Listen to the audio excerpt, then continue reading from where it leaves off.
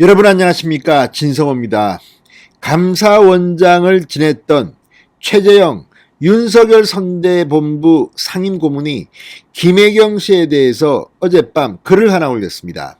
자, 감사원장으로서 경기도 감사를 이야기했습니다. 그리고 지금 김혜경 씨가 하고 있는 그 행위들이 횡령죄가 될 수 있다고 말했습니다. 어젯밤 JTBC 보도를 보고 충격을 받은 모양입니다. 자, 어젯밤 이 윤석열, 이재명, 심상정, 안철수 4명의 TV 토론 때문에 정신이 없어서 JTBC 뉴스까지는 챙기지 못했습니다. 그렇지만 어제 JTBC가 김혜경 씨에 대해서 어마어마한 특종을 했습니다. 이걸 보면 김혜경 씨는 정말 얼굴을 들 수가 없을 겁니다.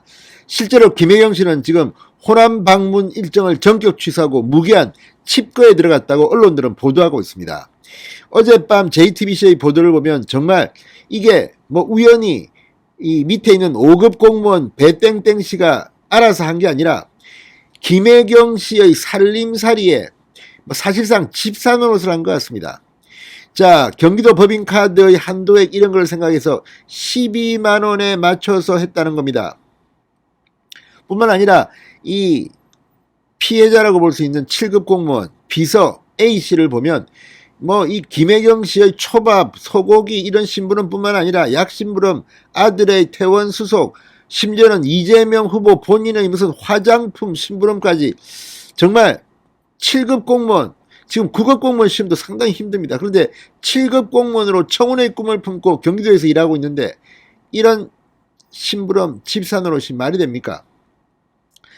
감사원장을 지낸 최재형 전 원장 상당히 말을 아낍니다. 그렇지만 김혜경 씨에 대해서는 상당히 놀라운 이야기를 했습니다.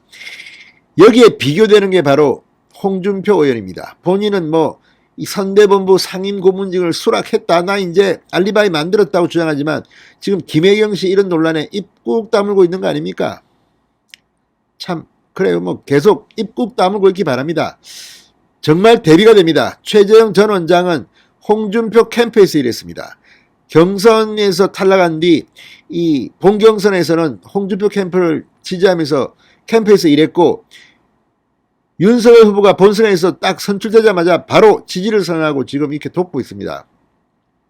최재형 전 원장에게 정말 격려를 보냅니다.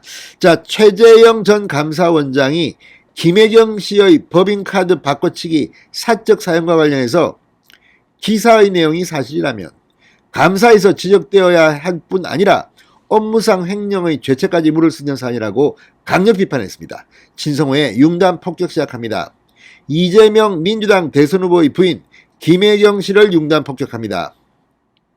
방송에 앞서 아직 진성호 방송의 구독자가 아니신 분은 붉은색 구독 버튼 눌러주십시오. 더 좋은 방송으로 보답하겠습니다. 자, 국민의힘 선대본부 상임고문에 얼마 전 취임한 최재형 전 원장은 어제 밤늦게 자신의 페이스북에 글을 올렸습니다. 2021년도 감사 계획을 수립하면서 하반기에 경기도 감사를 계획하였는데 제가 감사원장을 사임한 이후 무슨 이유에서인지 경기도에 대한 감사가 이루어지지 않았다고 한다. 이렇게 밝혔습니다. 그러면서 비서실 직원과 부인의 이러한 잘못을 알고도 묵인했다면 공범이다. 몰랐다면 무능, 무책임하거나 비리에 둔감한 사람이라고 하지 않을 수 없겠다. 이재명 후보에게 직격탄을 했습니다. 이건 김혜경 씨뿐만 아니라 이재명 후보도 형사 책임을 져야 할 문제로 보입니다. 이재명이 임명한 5급 공무원 배땡땡 씨 아닙니까? 그리고 이 배땡땡 씨는 성남시장 시절에도 성남시청에 비싼 일을 했던 것으로 보입니다. 그러니까 거의 10년을 김혜경 의전 담당 비서 역할을 한 게 아닌가 의심이 되는 그런 인물인 것입니다. 원래는 이재명 후보가 변호사할 때 변호사 사무실 직원이었다고 합니다. 결혼식에 부부가 2010년입니까? 부부가 참석했을 만큼 굉장히 가까운 사이로 보입니다.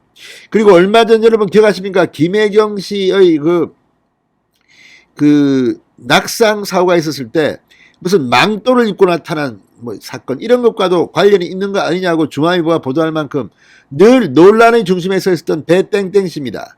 그런데 뭐 자기가 호르몬 약을 자기가 먹으려고 처방했다? 그런데 왜 그 약을 김혜경 씨 집에다가 배달합니까? 아무튼 이런 걸 보면 지금 해명도 다 거짓말일 가능성이 높고 지금 김혜경 씨는 사법 처리 대상이 되어야 할 것으로 보입니다.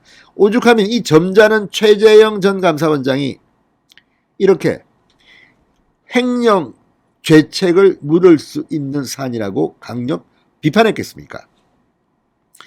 자, 그러면서 윤석열 후보의 미담도 하나 소개했습니다. 최재형 전 원장은 사법연수원 23기 동기 모임에서 한 사람이 카드로 결제하고 나머지 사람이 각자 나누어 그 사람에게 현금을 조절하고 하자 윤석열 후보가 그건 카드 깡이라고 극구 반대하는 바람에 각자 밥값을 냈다는 일화가 언론에 회자된 적이 있었다.